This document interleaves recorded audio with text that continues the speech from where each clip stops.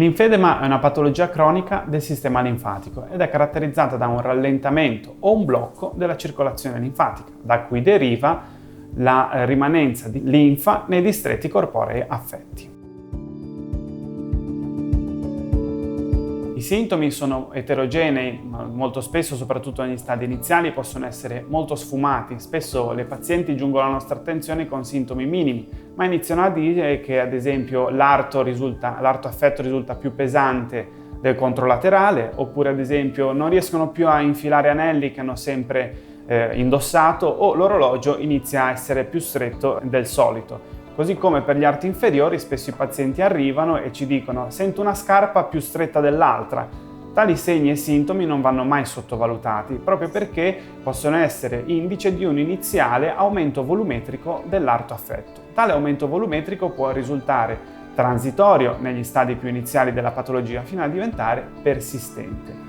L'arto si presenterà dunque di volume aumentato, come detto, rispetto al controlaterale. La cute risulterà essere pallida e di consistenza soffice, tant'è che negli stadi appunto iniziali è facilmente improntabile. Dunque la digitopressione, ovvero effettuando la pressione semplice con una falange di un dito della mano, riuscirà a rimanere un'impronta del dito stesso. Tale segno viene definito come segno della fovea. I sintomi sono peggiorativi, mano a mano appunto la patologia tende a progredire, fino ad arrivare a volumi importanti del raggiungimento che possono raggiungere gli arti, ma anche alterazioni distrofico-ulcerative che possono caratterizzare gli stadi più avanzati di questo tipo di patologia.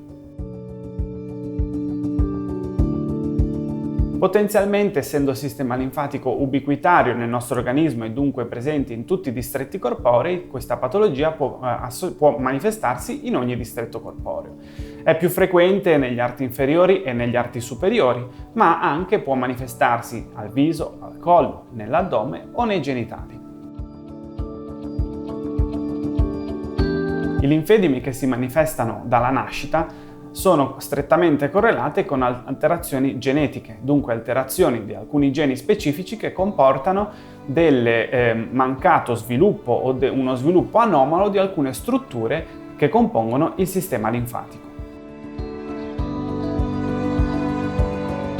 Il linfedema che si presenta durante la vita può essere definito come un linfedema secondario. Questo tipo di linfedema è un linfedema che insorge secondariamente a traumi maggiori, ad esempio, oppure gravi patologie infettive, o anche secondariamente al trattamento di alcune patologie oncologiche, soprattutto se vi è associata l'asportazione di stazioni linfonodali o una radioterapia. Gli stadi del linfedema sono appunto diversi.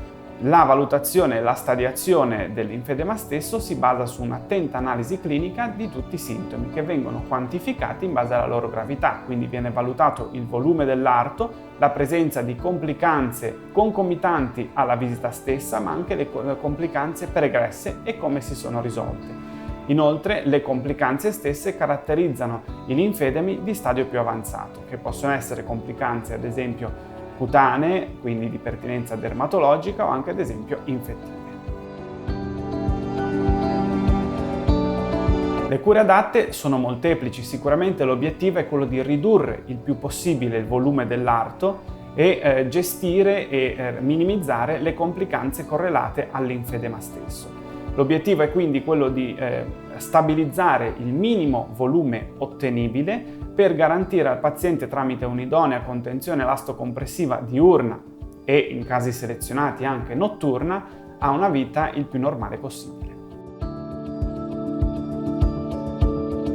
Sì, è possibile fare prevenzione ed è una parte molto complessa e articolata per la gestione di questo tipo di patologie.